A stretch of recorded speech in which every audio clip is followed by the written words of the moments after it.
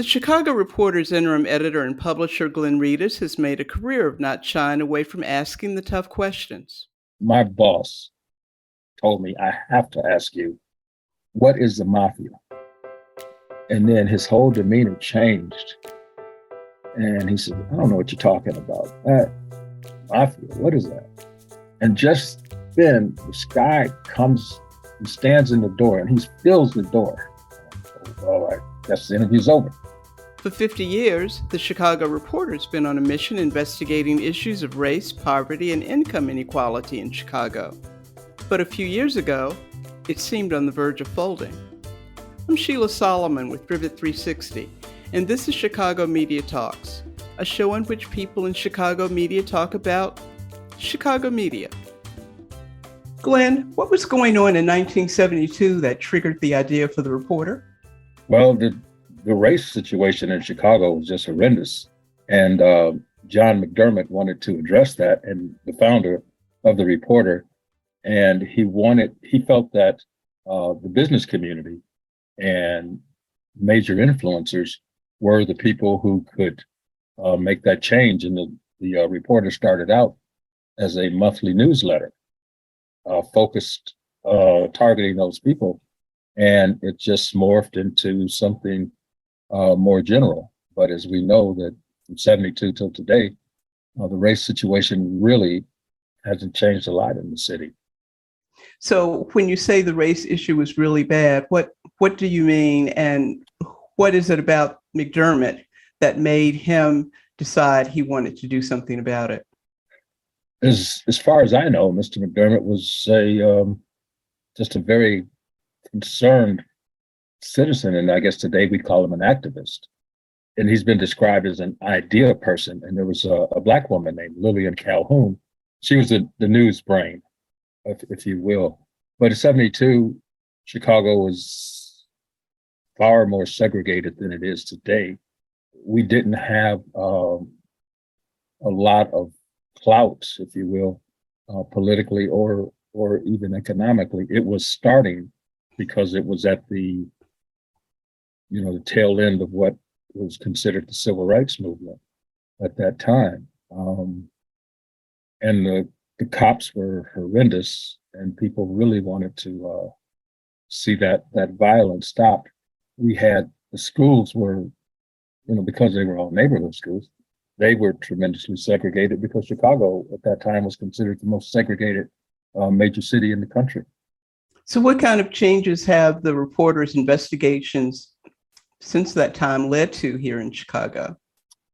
There's several, and we've done a lot. I'm partnering with the ACLU in terms of getting less discrimination in housing.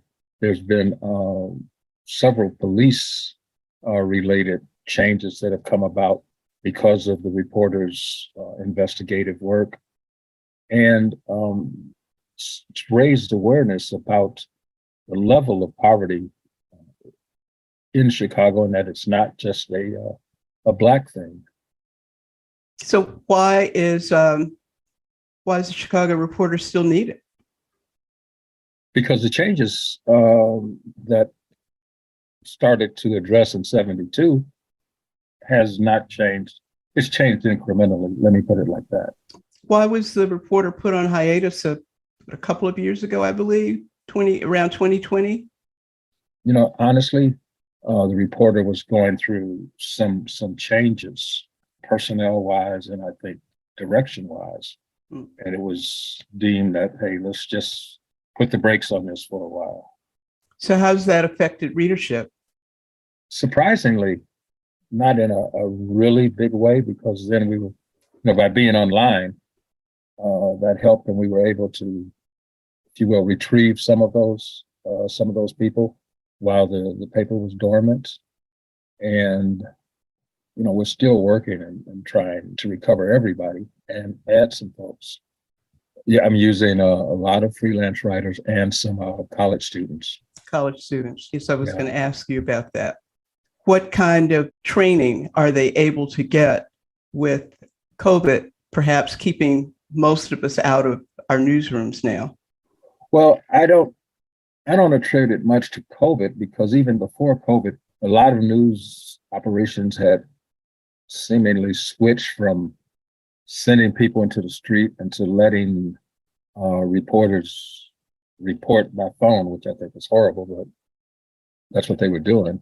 And because I'm old and I want to, if you're going to be lying to me, I want to see you do it.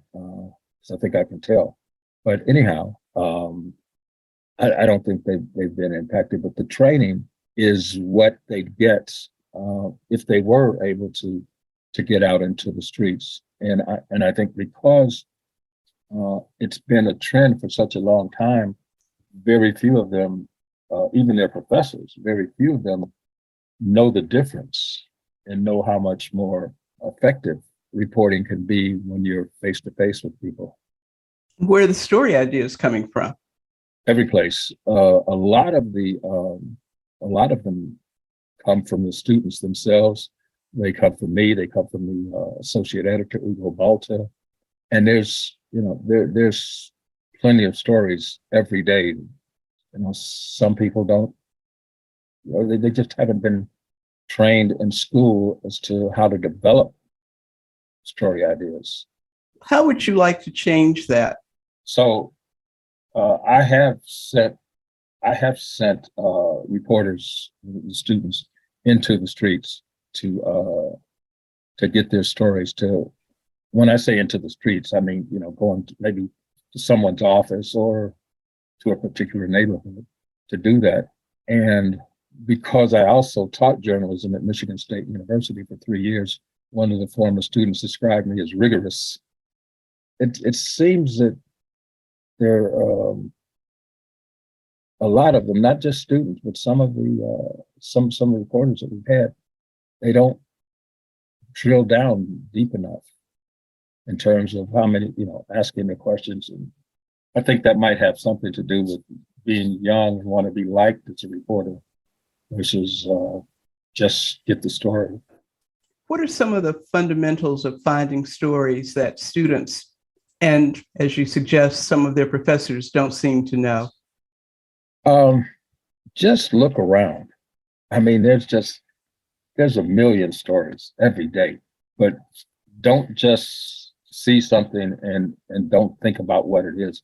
Long years ago, when I was a business reporter and I just starting out, and the city editor came to me and he said, U.S. Met wants to get rid of pennies. He says, how many pennies you got in your pocket? I don't know.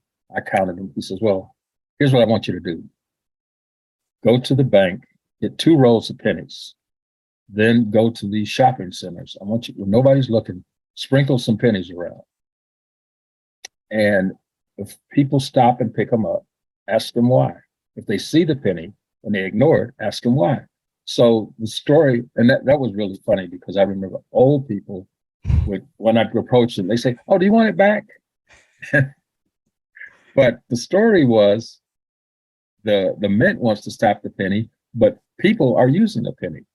So why stop it?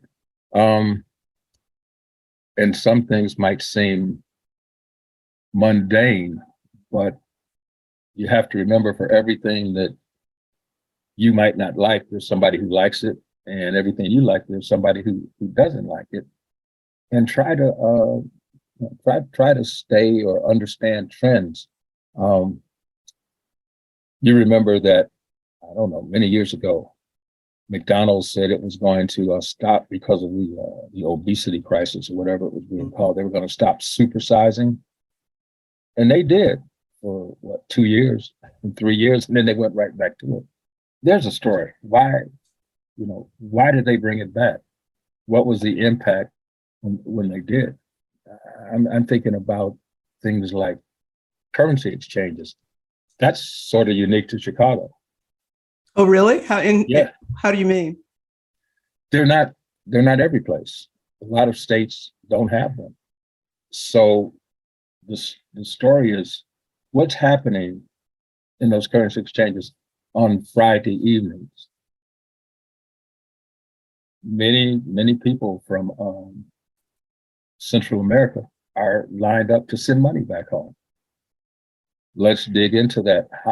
Is there a way to find out how much money is being sent? Talk to the people in line at the currency exchanges. Is this something you do every day? Is it, I mean, every week or every time you get paid? You know, can you tell us the average that you send? You know, we're not asking who you send it to or what they're doing with it, but this is, you're in Chicago and this is what's happening. Those, you know, those kind of things that you see so often, but you don't give second thoughts to. I think it would be helpful for reporters to do that. If I could give you another example, when I was teaching, and that's when Katrina hit, and I was teaching in East Lansing, and some of the students said, "Well, you know, why didn't they just get in their cars and drive away?" Well, East Lansing, next to Lansing, is, you know, they're very, very vastly different. Lansing is a manufacturing town. East Lansing is, you know, run by the university. So at that point, I stopped. I said, you know, throw away the syllabus. All we're going to do is focus on helping you understand why they didn't get in their cars and drive away. So we spent the rest of the semester. The students had to develop, and they were in teams, to develop a strategy to help people from Lansing get jobs, help with transportation, and they had this. They had a jobs fair, and the students did it all on their own. They arranged for childcare.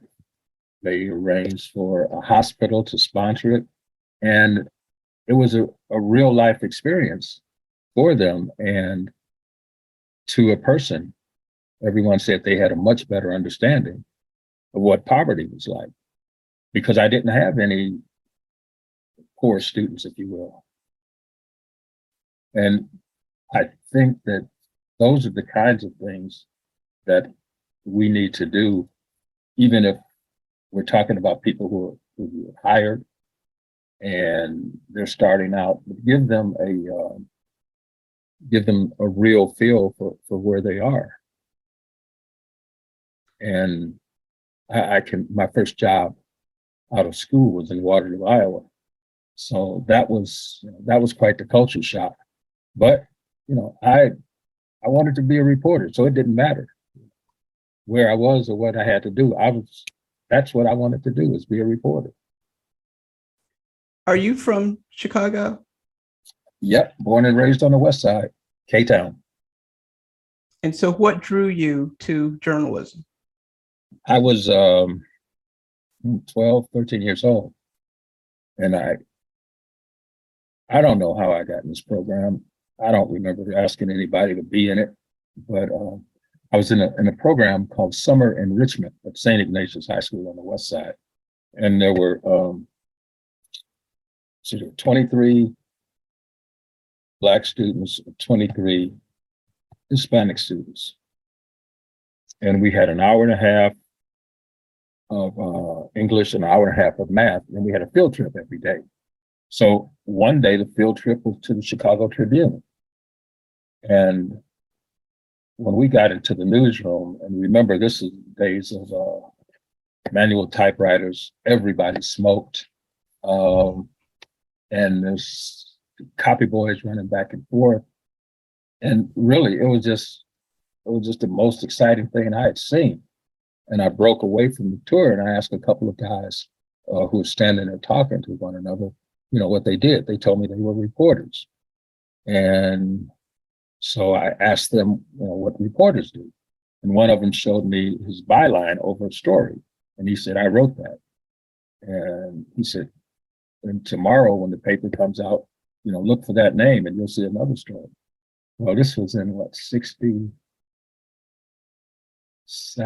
No, it couldn't have been 67, 66 maybe.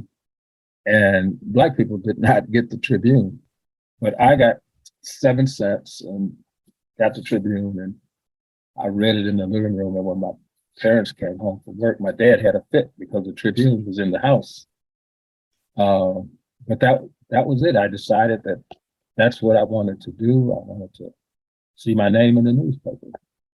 And so when I got to high school, I did the regular stuff. I wrote for we had a magazine. I wrote for the magazine. I wrote for the paper.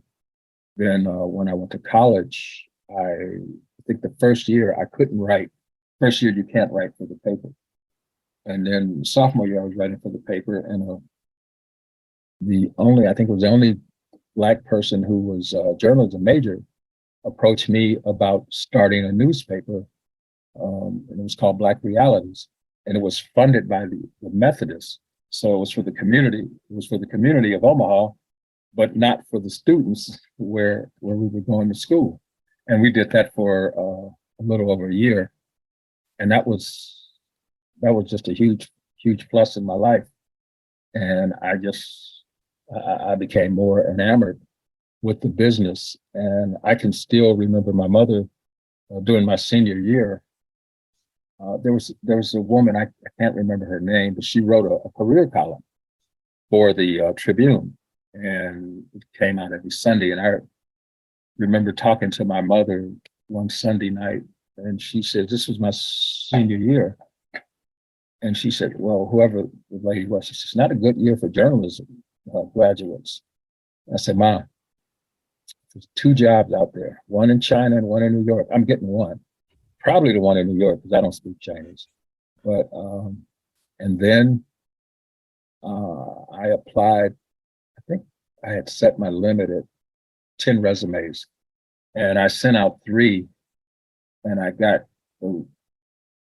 one was from North Carolina, one from South Carolina, and they gave me that little 5x8. Sorry, nothing available with your skills. Then I got a 4-page letter from the newspaper in Waterloo, Iowa, and I didn't know why they were telling me about the Waterloo Central football team winning the state championship 11 out of 13 years. So I took it to my advisor.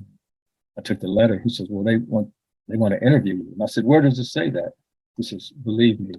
And so I called and made arrangements to go there. And I get to the newsroom, and now instead of manual typewriters, everybody's using IBM Selectors, but they're still noisy too. So I get, and the receptionist says, the managing editor's office is at the end. You'll see his name on the window. And so I have to walk through the entire newsroom, and I can hear fewer people typing the deeper I get into the newsroom. So when I got to his office and I looked, and everybody was looking at me, and a million people say, Glenn, you shouldn't have said that. But I turned and I saw them looking at me, and I looked at him and I said, do they always stop working when a Black guy comes to see you? And he got pretty red and rushed me in, and I went to work there. They wanted me to drop out of school to come to work. And I said, no. It said, it was so funny. I said, well, you could finish at the University of Northern Iowa. I said, what is that? No state school was going to compare to where I was going to school, as far as I was concerned. So when I graduated, I think I had 2 weeks. I came back to Chicago, and then I went for a week, and then I went to Iowa to look around, and I went to work. You have some role models. Who are they? Vernon Jarrett, because he wrote for the Defender, he wrote for the Sun-Times, and I can remember the first time that I met Vernon. I could hardly talk. It was at a National Association of Black Journalists meeting, and I'm sitting there listening to his speech, and I'm wondering how can I talk to him. And I'd never been to a NABJ conference before. And after speech, I saw these people walking up talking. I said, oh, I can do it. But then I get there and I shook his hand and I could barely talk. Because he spoke truth to power, and he led us into his life. Since when his son got killed, that was probably one of the most touching columns I've ever read, because Vernon was perceived as a tough guy. But then we saw his soft side. That was powerful. Toughest interview you ever did? Ah. The toughest interview I ever did was with a man, and it's in Michigan when I worked at the Oakland Press in Pontiac, Michigan. And just a way of background, this was right after, this was in the same county, maybe 5 miles at the most from where Jimmy Hoffa disappeared. And this was some years after his disappearance, maybe 3 years. I was a business reporter. And there was a guy named Bill Buffalino Jr. Buffalino was the head of one of the unions. I had a managing editor who was obsessed with the mafia. In fact, he had hired a reporter who now works for 60 Minutes. He hired a reporter whose beat was finding Jimmy Hoffa.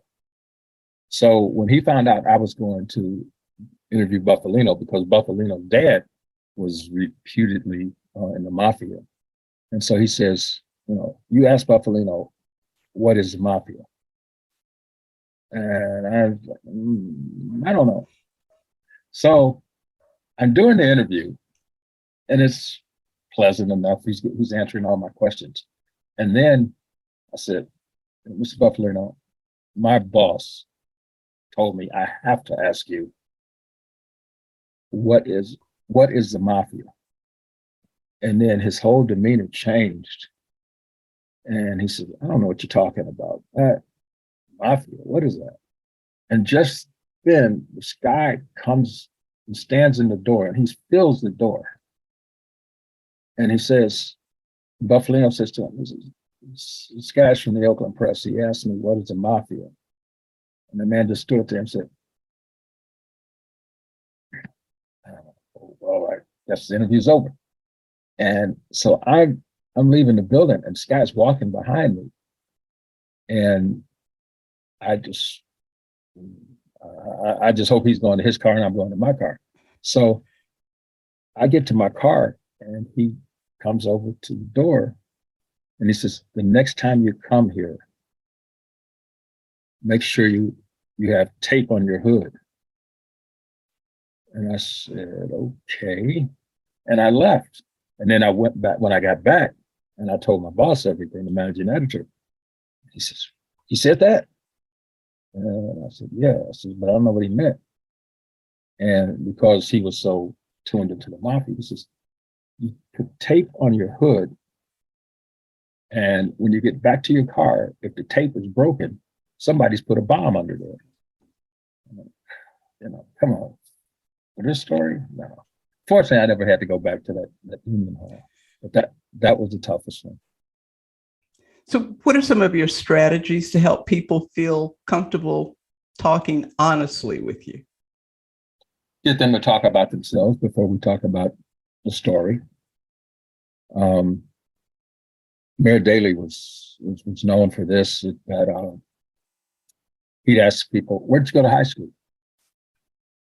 And you'd tell him, and he'd make some comment or something, but he knew whether you were a Chicagoan or not without asking you if you were a Chicagoan. So I might go in somebody's office and, see pictures of their family, and, ask them how long ago that was, and then they'll talk about their kids or something. Or a lot of times people aren't comfortable talking to reporters, but they've agreed to do it. So they'll start out talking about something other than what the topic is, and you listen. And I think that is the key. You let people talk about themselves. You don't interrupt them, and you ask appropriate follow-up questions. A lot of times you'll hear you'll see it on television, you hear it on the radio. A reporter has a list of questions, and the answer might be, well, that happened 33 years ago. And then the next question has nothing to do with that answer. So you have to listen and show people that you're paying attention. And if you don't understand something, it's much, much better to say, I don't understand that, than to get back to the office, write the story and try to figure it out, and then be too embarrassed or too prideful to call that source and say, I think you said this, but I'm not sure. Can you explain that further? 'Cause I'm just not understanding. And people would much rather you take their time up asking for a clarification than them having to call you and telling you how stupid you are because you got that part wrong.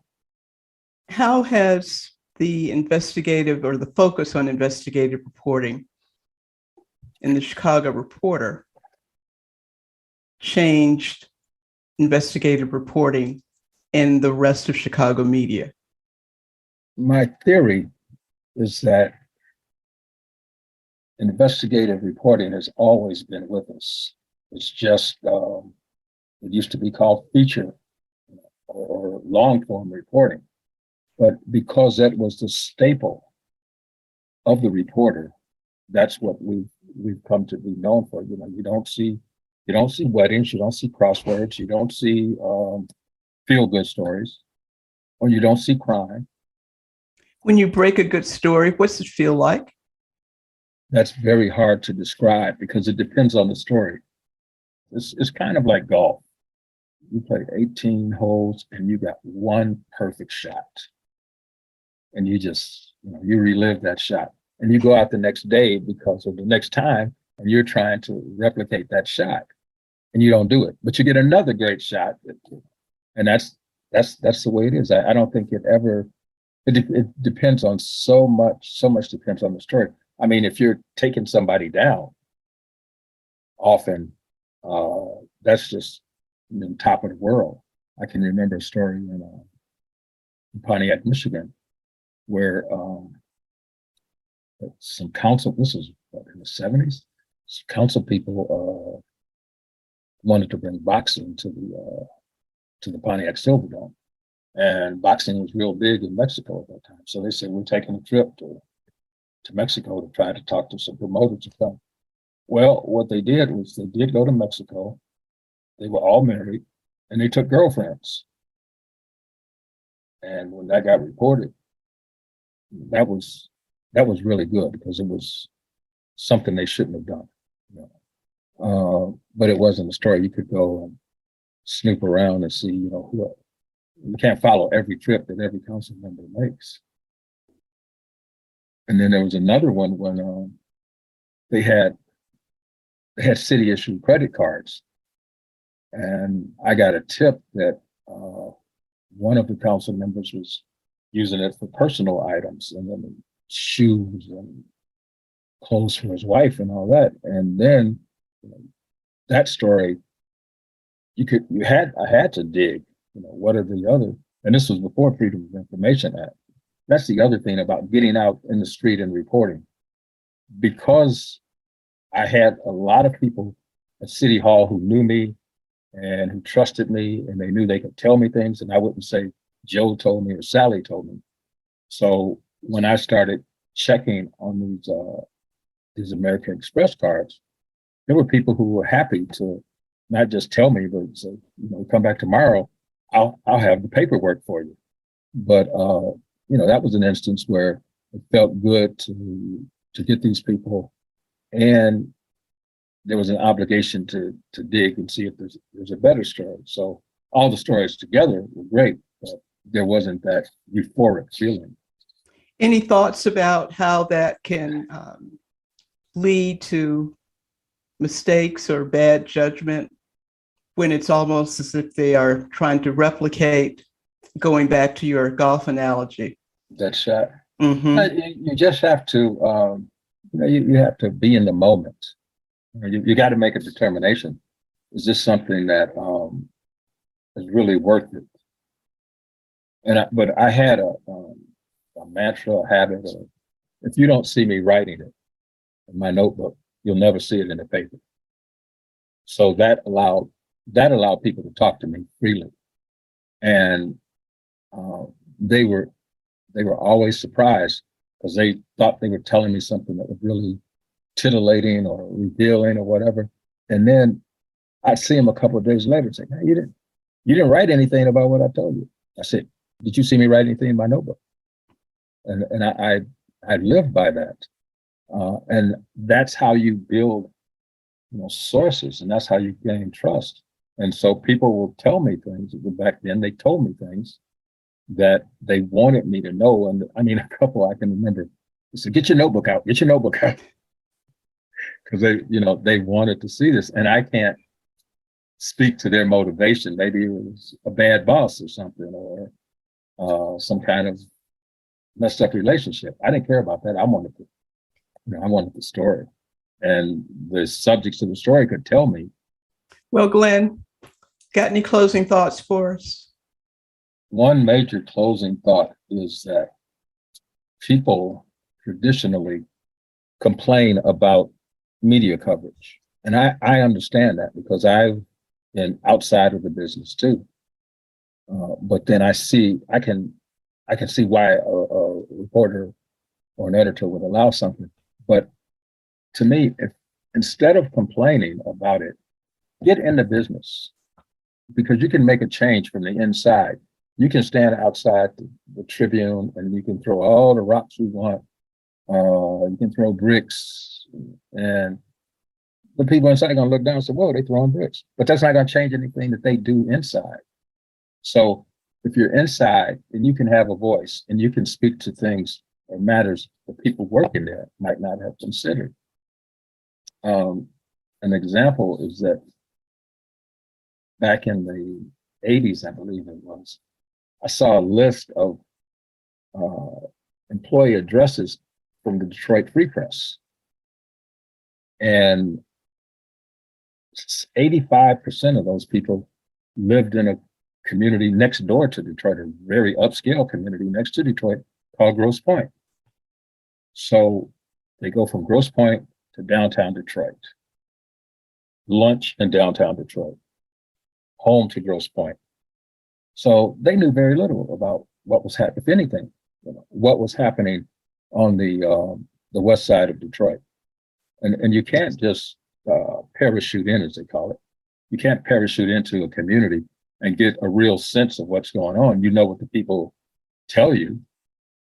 And sometimes when you do that, when you have no roots, no connection to that community, people will tell you things that deliberately that aren't true. And you go back and you write that. And if there's nobody else in that newsroom who knows any better, bam, you got a great mistake, and you got to do it correctly. But that's, to me, that's the major thing, is to get into the business. And right now, there's a paucity of Black male reporters. I don't know why, and I've asked a lot of people. I've talked to professors, I've talked to people at other papers, and nobody has a real answer. I know that a lot of the guys who want to go into journalism want to go into broadcast, and they want to go into sports. Well, that's good, but I need you writing news, and maybe I can fix that one day. I don't know how yet, but I haven't given up. My closing thoughts: our communities long for more and not fewer voices raising important questions and presenting potential solutions regarding the social issues that continue to plague us here in Chicago. The Chicago Reporter is still needed. My guest on this edition of Chicago Media Talks, recorded via Zoom and broadcast on YouTube October 3rd, 2022, has been Glenn Rieders, interim editor and publisher at the Chicago Reporter.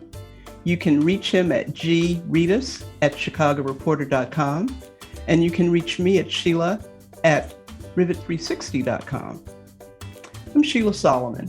For producers Jesse Batten and Janine Harston, and everyone at Rivet 360, thanks for listening to Chicago Media Talks.